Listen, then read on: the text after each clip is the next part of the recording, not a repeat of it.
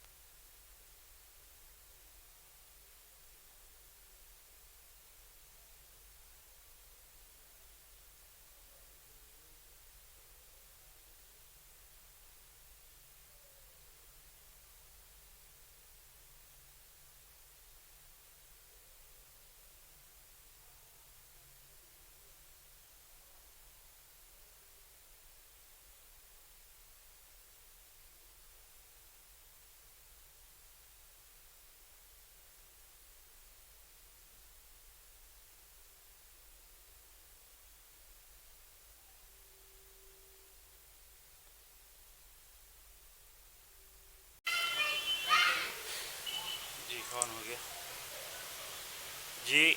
मैं अभी आपको KBPRC न्यूज़ के तरफ से माँ बगुलामुखी का लाइव प्रसारण दिखा रहा हूँ। हम लोग प्रांगण के अंदर में हैं अपने कैमरामैन के साथ।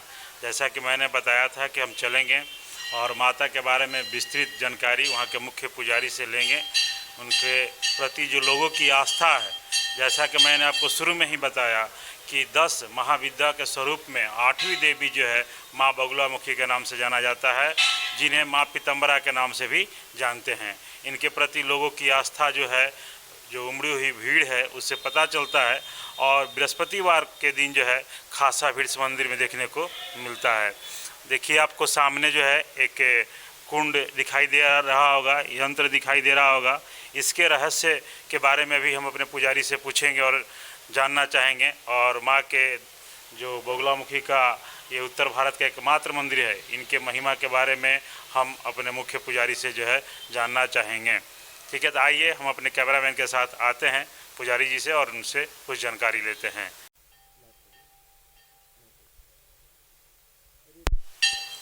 आइए अब हम बगुलामुखी के जो मुख्य पुजारी हैं उनसे हम बातचीत करते हैं। जी बहन जी, आपका बहुत बहुत स्वागत है KBPRC न्यूज़ में। आपके माध्यम से हम अपने दर्शकों को मंदिर के महत्ता और हर चीज़ को बताना चाहेंगे। तो सर्वप्रथम आपके इस न्यूज़ चैनल की तरफ से स्वागत है। आपको भी मेरा धन्यवाद, आपके चैनल को। जी, हम ये जानना चाहेंगे कि माँ की क्या महत्ता है। जैसे कि हमें यहाँ के पुजारी जी ने बताया कि माँ के जो 10 महाविद्या है उसमें 8वां स्वरूप माँ बगुलामुखी का है और माँ पीताम्बरा के नाम से भी उन्हें जाना जाता है। पीला वस्त्र का महत्ता के बारे में उन्होंने बताया। हम और आपसे ये जानना चाहेंगे इनके महत्ता के बारे में और इस मंदिर की महत्ता के बारे में आपके माध्यम से अपने दर्शकों को बताना चाहेंगे। जी बताया जाए। ये जो स्थल है ये बहुत अद्भुत स्थल है। माँ का जो शक्तिपीठ है बहुत अद्भुत है। अभी तक भारतवर्ष में अभी तक माँ बगलामुखी का जो भी सिद्धिपीठ आपने देखा होगा, जो उनका वर्णन है, जहाँ 2 भुजा में है, चतुर्भुजा में है, खड़भुजा में है, मगर यहाँ भारतवर्ष का ये अद्वितीय पीठ है। यहाँ माँ का जो स्वरूप है वह 10 भुजा स्वरूप है, जो भारतवर्ष का अद्वितीय है। और यहाँ इसलिए 10 भुजा स्वरूप में है कि यहाँ 10 महाविद्या के साधक इनकी साधना कर सके। और सबसे बड़ी बात है कि माँ का यहाँ जो सहस्त्र दल यंत्र है वो अद्भुत यंत्र है। अभी तक आपने शास्त्र निमित है कि अभी तक कोई भी साधक हो, चाहे 10 महाविद्या का साधक हो, बंगलामुखी का, जो कोई भी साधक हो, वो 36 दल निर्मित तक ही साधना कर सकते हैं। मगर यहाँ जो भी साधक हैं, जो 10 महाविद्या के साधक, वो सहस्त्र दल पर साधना करने से जो भी उनकी साधना वो पूर्ण होती है और जो फलदायी कार्य होता है उसमें पूर्ण होता है। हाँ जी, इस मंदिर की स्थापना कब हुई थी? ये जो मंदिर की स्थापना है ये 350 वर्ष के ऊपर की अभी हो चुकी हुई है और यहाँ पूर्वजों की पूर्ण स्थापना की हुई है, जिनके महागुरुदेव हमारे भवानी मिश्र बाबा थे, जिनके द्वारा पूर्ण स्थापित किया गया हुआ है। जी, इस मंदिर में हम देख रहे हैं, जैसे कि हम कैमरामैन से कहेंगे थोड़ा दिखाने के लिए, दही और हल्दी जो चढ़ाया गया है फूलों के साथ, तो इसका क्या रहस्य है कि दही और हल्दी चढ़ाने का, हम जानना चाहेंगे। अभी तक जहाँ भी माँ बंगला की पीठ है वहाँ पर बहुत कम ही आपको मिलेगा दही हल्दी का विधान, जो इसी पीठ में दही हल्दी का विधान है। और दही हल्दी चढ़ाने से जो भी मनोवांछित इच्छा हो, चाहे मानसिक कष्ट हो, चाहे आर्थिक कष्ट हो, शारीरिक कष्ट हो, चाहे ग्रह गोचर में किसी प्रकार का दोष हो, इस चढ़ाने से सभी कष्ट दूर होते हैं। जी, बहुत बहुत धन्यवाद। जैसा कि मैं न्यूज़ चैनल के माध्यम से अपने दर्शकों को बताना चाहूँगा, चाहे आप जितनी भी आधुनिकता के तौर पर जी लें, आप इस आधुनिकता के दौर में और कंप्यूटर युग में चाहे जितनी भी आगे बढ़ जाएं, जो आस्था है, जो भगवान के प्रति लोगों का विश्वास है, वो कभी कम नहीं होने वाला है। और इसके जो रहस्य है, शायद भारतवर्ष एकमात्र ऐसा देश है जो पता नहीं कई रहस्यों के साथ और कई तंत्र मंत्रों के साथ आज भी विश्वास लोगों का बना हुआ है। मैं फिर से KBPRC न्यूज़ चैनल की तरफ से बताना चाहूँगा कि आप अपने विश्वास और आस्था को बनाए रखें और हम आज की आधुनिकता और पुराने तंत्र मंत्र के विश्वास के साथ भारत को आगे बढ़ाते रहें। आप सभी दर्शकों का, मंदिर के मुख्य पुजारी और सभी लोगों का KBPRC न्यूज़ की तरफ से बहुत बहुत धन्यवाद।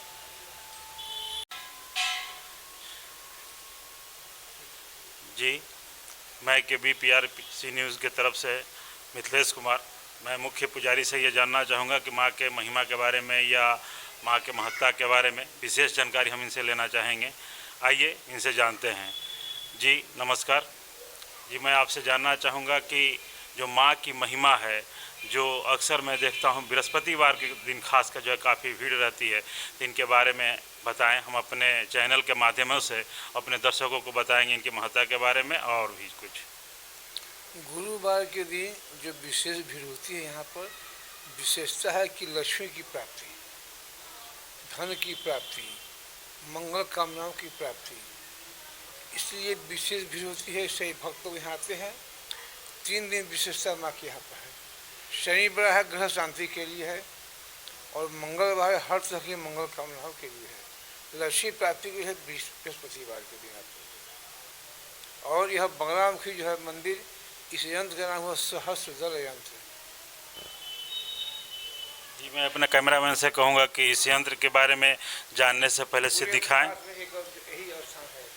चलिए, पूरे भारतवर्ष में मात्र ये एक स्थान है जहाँ इस तरह के यंत्र की रचना की गई है।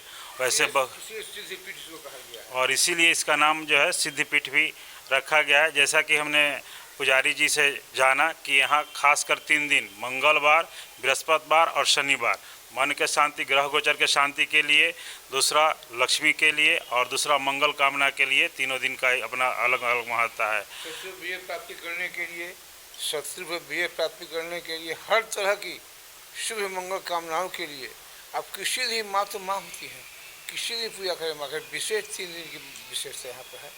इस यंत्र के बारे में हमको बताया जाए, इसकी क्या महत्ता है, इसके बारे में क्या है? यह यंत्र अगर 21 दिन तक आदमी प्रतिदिन आकर दर्शन करता है, जो भी चाहेगा माँ की बात पूरा उसकी होगी। यह तंत्रो विधि से उसकी स्थापना की हुई है और गुरुदेव महाराज उन्हीं की स्थापना की हुई है। जैसा कि पुजारी जी बताए कि इसमें अगर 21 दिन लगातार आकर और अगर इसका दर्शन करते हैं तो आपके जो भी मनोकामना है वो पूर्ण होगी। और जो पूर्व जो मंदिर के पुजारी थे गुरुदेव, उन्हीं के द्वारा इसकी रचना की गई है। बड़े ही गुप्त विधि से इसकी स्थापना की गई है, जो कि भारतवर्ष में ऐसा एकमात्र यंत्र है। और इसके बारे में कुछ बताना चाहेंगे पुजारी जी? और भी हम जानना चाहेंगे इनके बारे में। देखिए, माँ बगलामुखी 10 महाविद्या में 8वां स्थान माँ की है। जी जी। और माँ है उग्र है। देखिए माँ का मुख तिरछा है थोड़ा सा, कहा कि जिह्वा गमादाय कयन देवी बामेन शत्रु परिपीडयन्ते गदा विघात दक्षिण पिता व्याढ़ दुष्भुजाम नमामि। तो माँ जो है दुश्मन पर प्रहार कर रही हैं, जिह्वा खींच रही हैं, त्रिशूल से प्रहार कर रही हैं, देश में अत्याचार से करना शुरू किया।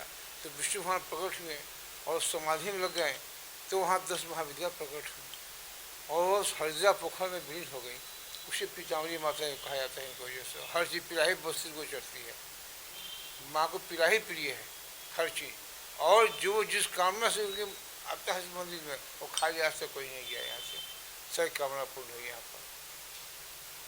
जैसा कि आपने जाना कि जो भी माँ के दरबार में आया है कोई भी आज तक खाली हाथ नहीं गया है। माँ पीताम्बरा इसलिए इनका नाम है क्योंकि इनको पीला वस्त्र, पीला जो भी भोजन है इन्हें काफ़ी पसंद है और ये विष्णु के द्वारा साधना करने के बाद इनकी प्राप्ति हुई थी, इसीलिए इनका नाम पीताम्बरा भी है। चलिए धन्यवाद। KBPRC news Muzaffarpur, Mithilesh Kumar.